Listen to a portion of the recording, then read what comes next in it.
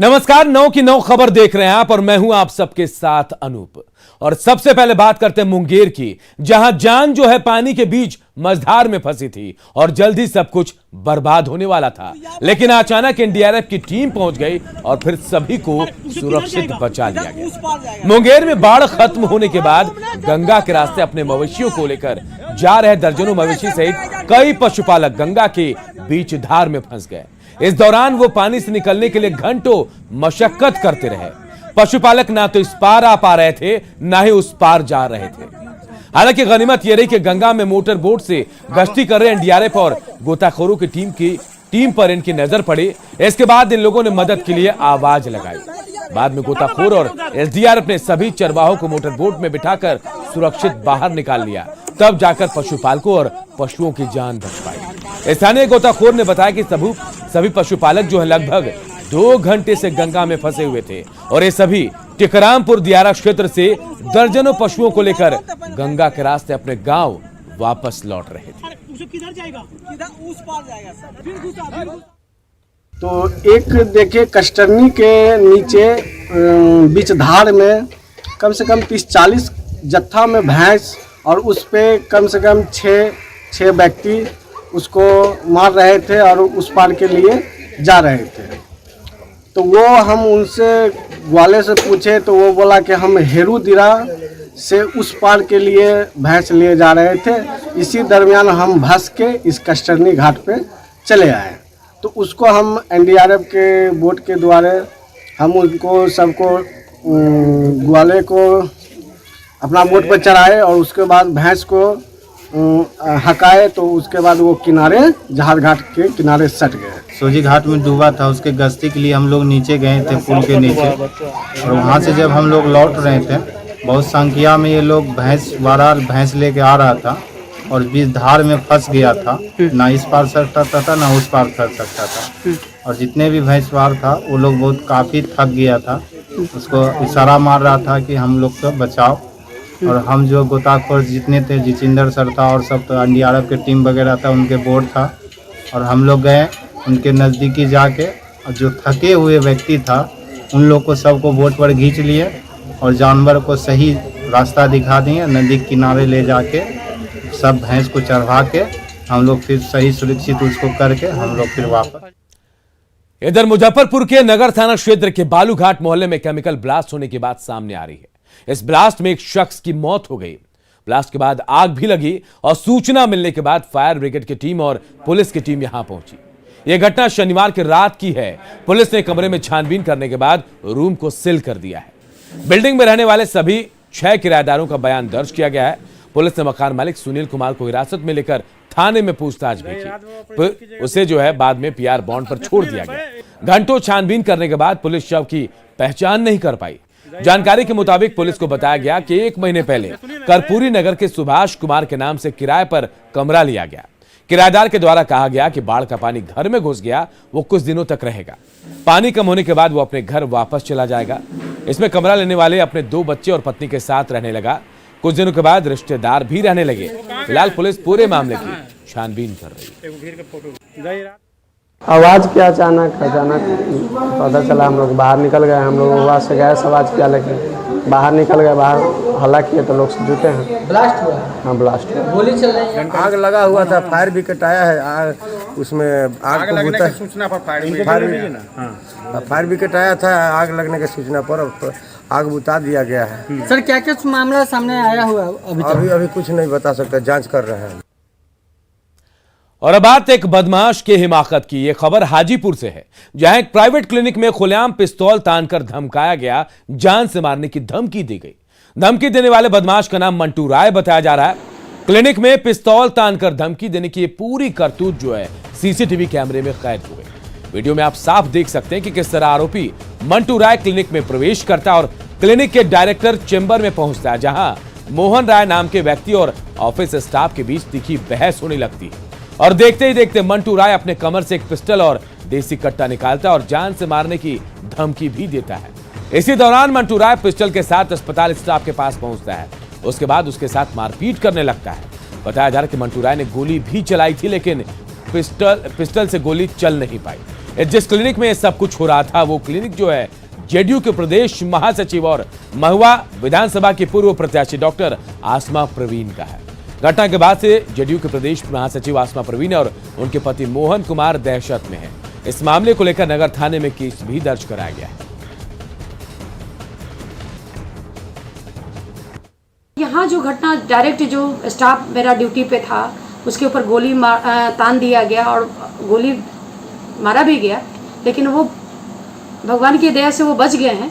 लेकिन कुछ भी कल दुर्घटना हो सकता था, 3-4 जान जा सकती थी। स्टाफ को मुंह में पिस्टल डाल दिए और बैरल तान के और फायर भी किए। वो ऊपर वाला का शुक्र था कि वो मिस फायर हो गया, गोली नहीं चली, गोली फंस गई तो मेरा स्टाफ का जान बचा। तो काफ़ी हम लोग घबराए हुए हैं। बाहर में फायर वगैरह भी किए? बाहर में भी 3:26 में फिर आए वो, और बाहर में 9 राउंड फायर किए, जिसके एविडेंस में मेरे पास खोखा है गोली का। पहले भी जब 10:44 में आए थे तो निकलते समय 2 फायर किए थे, उसका भी खोखा है मेरे पास। और अब आप सबको मिलवाते हैं वसूली करने वाले एक थानेदार से। शिवहर जिले के पिपरागढ़ी के थाना प्रभारी का वाहन चालकों से पैसे के अवैध वसूली का वीडियो खूब वायरल हो। हालांकि न्यूज 18 इस वायरल वीडियो की सत्यता की पुष्टि नहीं करता है, लेकिन जिले में ये तेजी से वायरल हो रहा है। इस वीडियो में साफ दिखाई पड़ रहा है कि थाना प्रभारी अनिल कुमार पैसा नहीं देने पर एक शख्स से कुर्सी छोड़कर जाने की बात कर रहे हैं। वीडियो डुब्बा पुल का बताया जा रहा है। कुर्सी दे दे, फाइन में जा, अभियो मौका दे रहल बनी। ड्राइविंग लाइसेंस के 5,000 है, 5,000 दो, तोरा एगो कुर्सी 200 के ले थी जा। घूम घूम जब हमने फाइन काटली चलो तो लादले रह, हम गाड़ी पर बैठ के काटब, खड़ा कितना देर रहूं, गोड़ में दर्द होला।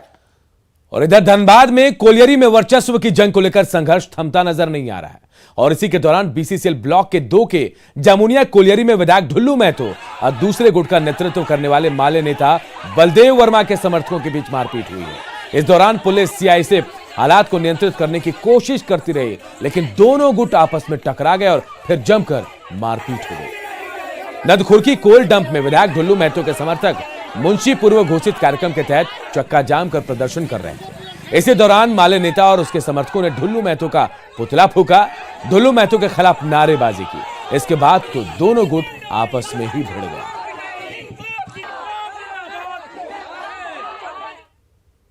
आज 30-35 वर्ष से इस नदखुरकी कोल डंप में हम लोग मुंशी का काम करते हैं। हमारा इसमें से घर परिवार का जीविका हम लोग का एक यही मात्र साधन है। जब से कांग्रेस और झारखंड मुक्ति मोर्चा का सरकार गठन हुआ, 1 साल से हम लोग का अड्डा शांत हो गया है। बराबर गोली बम चलता है। हम लोग इंदल यादव, कन्हैया चौहान, बलराम साहब, ये सब का जो गाड़ी लगता है, ये लोग डीओल लिफ्टर का काम करते हैं। हम लोग का पैसा नहीं देते हैं। रंगदारी के चलते 15 साल से तीनों दम का मजदूर भुखमरी के कगार पर पहुंच गया है। उसको बार बार हम लोग चेता रहे हैं, फिर भी रंगदारी से बाज नहीं आ रहा है। उसका रंगदार के चलते आज कोलरी अनिश्चितकाल के लिए मैंने बंद कर दिया। इधर वैशाली के नाबालिग से दरिंदगी मामले में पुलिस के हाथ अब तक खाली हैं। रेप और हत्या की आशंका जताते हुए लोग प्रदर्शन भी कर रहे और पुलिस पर आरोप भी लगा रहे हैं कि वो मामले की लीपापोती में जुटी है। हमारे सहयोगी अमित कुमार की रिपोर्ट देखिए। ये आक्रोश ये भी अपनी बहन बेटी को न्याय दिलाने को लेकर के यहाँ पे उठ रहे हैं और ये जो नारेबाजी है वो चुनावी नहीं बल्कि न्याय पाने के लिए ये नारेबाजी लोगों के द्वारा किया जा रहा है। इस वक्त मैं मौजूद हूँ, ये जमदाहा का जो है वो गांधी चौक है। वो गांधी जो देश में अहिंसा की बात किया करते थे, अहिंसा परमो धर्मा कहा करते थे, लेकिन इसी जगह पे एक 14 वर्षीय बच्ची की जो है वो निर्मम हत्या की गई और उसका शव जो है वो एक नहर में पाया गया। लोगों का कहना है कि उसके साथ रेप हुआ है। पुलिस कह रही है कि हम जांच कर रहे हैं और इस बीच जो लोग हैं वो आक्रोशित है। पूरा बाजार जो जमदाहा है वो बंद करा दिया है और यहाँ पे लोगों को जो है वो न्याय चाहिए। लोग कह रहे हैं कि न्याय चाहिए। जो भी कातिल है इस बच्ची का 14 वर्षीय बच्ची बताई जा रही है, जो भी जो है इसकी हत्या किया है उसे फांसी मिलनी चाहिए। यहाँ देख सकते हैं कि इसी जगह पे जो महिला पुलिस है वो कानून व्यवस्था को सुधारने में लगी हुई है और जो लोग हैं ऐसे ही बच्ची को न्याय दिलाने के लिए जद्दोजहद में जुटे हैं। अजय कुमार हैं, यहाँ के SHO हैं। अजय जी, ये बताइएगा कि अभी तक क्या कुछ किया है पुलिस ने? पुलिस तो मानार थाने की घटना है, पुलिस तो लगी हुई है, काम कर रही है। क्या काम कर रही है? तो वहाँ का जो लगे SHO है बताएंगे, टीम लगा हुआ है। आप लोग यहाँ आए हैं? मेरा थाना, मेरा जुडिक्शन है तो नहीं आएंगे। आना जाहिर बात है, आपकी ड्यूटी है। ड्यूटी कानून व्यवस्था को संचालन करने की भी है। ये बताइए कि अपराधी क्यों नहीं पकड़े गए? अपराधी क्यों नहीं पकड़े? हमारे जुडिक्शन की चीज है, मैं तो अपने जुडिक्शन में देख रहा हूँ। लोग आक्रोशित हैं, लोगों को शांत कैसे कराएंगे? शांत करें, समझा रहे हैं। शुरू से जो रवैया है पुलिस की वह काफी संदेहास्पद है, क्योंकि अभी तक जो सबके साथ साइकिल और बैग की बरामदगी नहीं की गई है, इसीलिए हम लोगों में आक्रोश भी है। वो और जो प्रक्रिया हो सकती थी नहीं हुई। लीपापोती कर रही है, न्याय चाहिए और इसी आवाज के साथ ये लोग जो है वो रखा है, बाजार में रखा है और सीधा करके कहना है कि जब तक न्याय नहीं मिलेगी हम लोग जो है इससे आंदोलन करते रहेंगे। Camera person Amit Kumar, news network, Jandaha.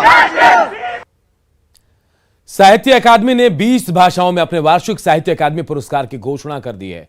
Bihar के मुजफ्फरपुर की रहने वाली अनामिका को साहित्य का सर्वोच्च सम्मान दिया गया है। वो हिंदी में कविता संग्रह के लिए साहित्य अकादमी पुरस्कार पाने वाले देश की पहली महिला साहित्यकार बन गई है।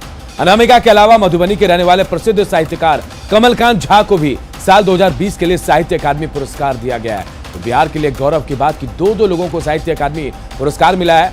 मैथिली लघुभाषा गाच और देखिए तमाम चीजों के लिए अनामिका को पुरस्कार मिला, कविता संग्रह के लिए, और देश की पहली महिला बनी है जो कविता संग्रह के लिए जिन्हें साहित्य पुरस्कार मिला है। सर्वोच्च सम्मान अनामिका को दिया गया है।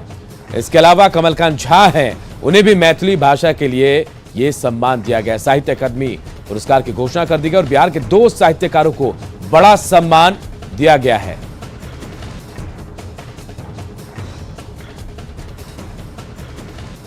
और साहित्य अकादमी पुरस्कार पाने वाले कमलकांत झा भी हमारे साथ इस वक्त जुड़े हुए हैं। कमलकांत जी, सबसे पहले आपको बहुत बहुत बधाई। प्रदेश का मान एक बार आप लोगों ने ऊंचा किया है, कैसा महसूस कर रहे हैं इस वक्त? बहुत अच्छा महसूस कर रहे हैं, बहुत प्रसन्नता हो रही है। क्या उम्मीद थी कि आपको ये पुरस्कार मिलेगा? हाँ, ये प्रतीक्षा तो कई वर्षों से थी, इस बार मिल गया। देर आए दुरुस्त आए। मैथिली के शिक्षक रहे हैं आप, मैथिली के लिए मिला आपको। आप मैथिली को भविष्य में कहां ले जाना चाहते हैं, कहां देखते हैं आप? मैं एक सुधार कर दूं, बिहार से 3 साहित्यकारों को साहित्य अकादमी पुरस्कार मिला है। उर्दू भी बिहार से ही है। चलिए, तो और गर्व की बात है। 3 बिहार को मिल गया है, जिसके चलते गवर्नर साहब और मुख्यमंत्री ने हम लोगों को बधाई दी कि आपने बिहार का मान बढ़ाया है। जी, आपका प्रश्न है कि मैथिली को आप कहाँ ले जाना चाहते हैं? जी, मेरा उत्तर है कि मैथिली भाषा वैसे भी आजकल किसी भाषा से, किसी भारतीय भाषा से कमजोर नहीं है जी। और मेरा प्रयास है कि हमारी भाषा और भी आगे सशक्त बने और भी सर्वोत्कृष्ट स्थान प्राप्त करे। जी, और जो युवा पीढ़ी है, जो युवा आगे आ रहे हैं, जो लेखन में या फिर कविता में जहां भी सामने आ रहे हैं, साहित्य के क्षेत्र में आ रहे हैं, उनको कोई संदेश देना चाहेंगे आप?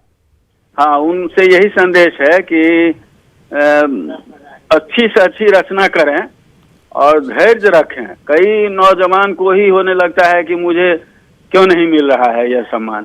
तो भाई, सम्मान देर सवेर मिलेगा, आप मुझसे ही प्रेरणा लीजिए, लेकिन उसी के भरोसे मत रहिए। आप अच्छी से अच्छी रचना करते चलिए, एक न एक दिन आपका भी नंबर आवेगा।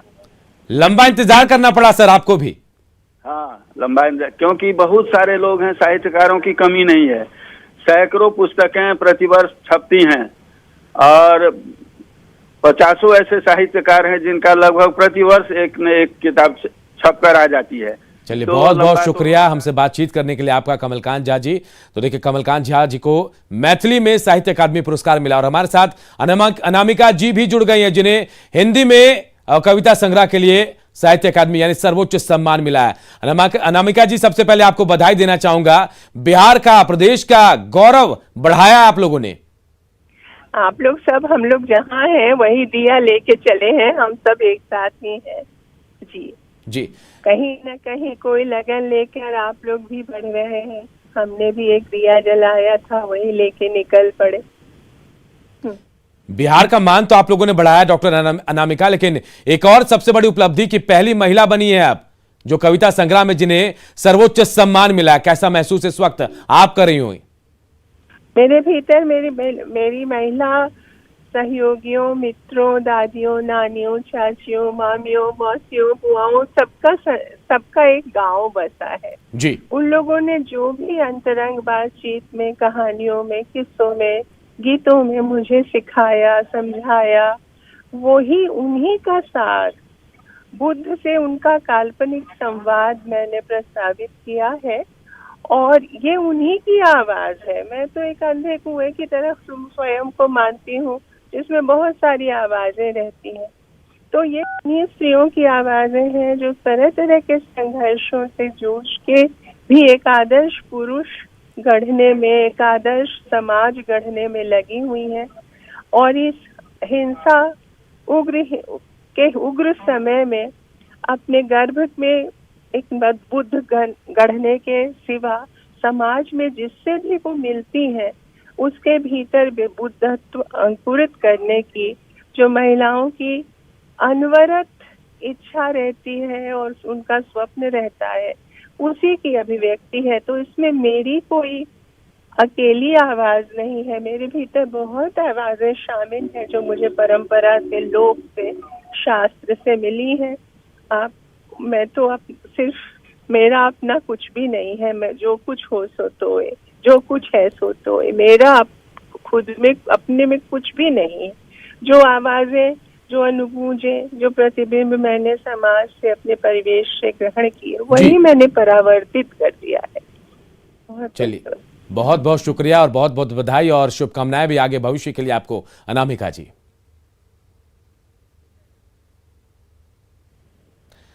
तो देखिए, 3 लोगों को इस बार साहित्य अकादमी पुरस्कार मिला। उर्दू के लिए भी बिहार से ही मिला है। कवित्री डॉक्टर अनामिका को हिंदी कविता संग्रह के लिए और मैथिली के लिए कमलकांत झा को मिला। बिहार का सम्मान इन लोगों ने एक बार फिर ऊंचा किया है, सम्मान बढ़ाया है। और अब बात एक ऐसे गैंग की जो सीधा छात्रों के सपनों को चकनाचूर करता है, दिन रात मेहनत करने वाले छात्रों के उम्मीदों को तोड़ता है, उनके सपनों को चूर चूर करता है। हम बात कर रहे हैं सॉल्वर गैंग की, जो जूली को हीना बनाकर मोटी रकम वसूलता था और अब इस मामले में मास्टरमाइंड की तलाश है और इसके लिए यूपी की पुलिस जो है पटना में कैंप कर रही है।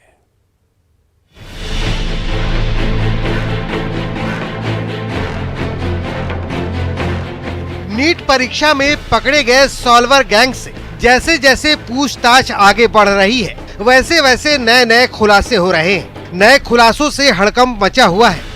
बिहार से लेकर यूपी और उत्तर पूर्व के राज्यों में फैले नेटवर्क की परतें जैसे जैसे उघड़ रही हैं, रैकेट के तार पूर्वोत्तर के अलावा कई दूसरे राज्यों से भी जुड़ते नजर आ रहे हैं। सॉल्वर केस को सॉल्व करने के लिए यूपी क्राइम ब्रांच की टीम पटना में कैंप कर रही है। आर्थिक अपराध इकाई और पटना पुलिस के सहयोग से यूपी क्राइम ब्रांच की टीम ने राजधानी के मुसल्लापुर हाट के इलाके से एक शख्स को हिरासत में लिया है। बताया जा रहा है कि हिरासत में लिया गया आरोपी प्रिंटिंग प्रेस का काम करता है। यूपी और बिहार पुलिस का ज्वाइंट ऑपरेशन लगातार जारी है। इन दिनों यूपी पुलिस बिहार दौरे पर है और इस मामले में यूपी और बिहार पुलिस ने एक शख्स को राजधानी पटना के मुसल्लापुर हाट इलाके से हिरासत में लिया है। यह शख्स प्रिंटिंग प्रेस का काम करता है और इसके संबंध जो टॉपर है और जो पीके मास्टरमाइंड है इस पूरे गैंग का, बिहार के हाजीपुर का रहने वाला बताया जाता है। शुक्रवार को भी यूपी और पटना पुलिस ने राजधानी के पाटलिपुत्र इंडस्ट्रियल एरिया के पास एक मकान में 3 घंटे से अधिक समय तक छापेमारी की थी। हालांकि फिलहाल पटना पुलिस अनुसंधान का हवाला देकर बहुत कुछ बताने को तैयार नहीं है। आई थी और टीम ने यहाँ आर्थिक अपराध इकाई के सहयोग से और लोकल थाना के सहयोग से एक जगह छापेमारी की दीघा में, और वहाँ से जो शख्स उनको मिले हैं वो लोग अपने अनुसंधान में लाएंगे। हम लोग की तरफ से इतना ही अभी उनको सहयोग किया गया है और बाकी जैसा जब भी वांछित सहयोग हम लोग प्रदान करेंगे। दरअसल हफ्ते भर पहले वाराणसी पुलिस ने देश भर में हो रही नीट परीक्षा के सॉल्वर गैंग का खुलासा किया था। वाराणसी के सारनाथ इलाके के सेंट फ्रांसिस जेवियर स्कूल में BHU से BDS सेकेंड ईयर की छात्रा जूली को गिरफ्तार किया। जूली के साथ उसकी मां और भाई को भी पुलिस ने गिरफ्तार किया है। पूछताछ में पता चला है कि 5 लाख रुपए के एवज में जूली को त्रिपुरा की रहने वाली हिना विश्वास की जगह नीट परीक्षा में बैठाया गया था। पटना से न्यूज 18 के लिए संजय कुमार की रिपोर्ट। और इस बुलेटिन में इतना ही, लेकिन खबरें लगातार जारी है। देखते रहिए न्यूज 18 बिहार झारखंड।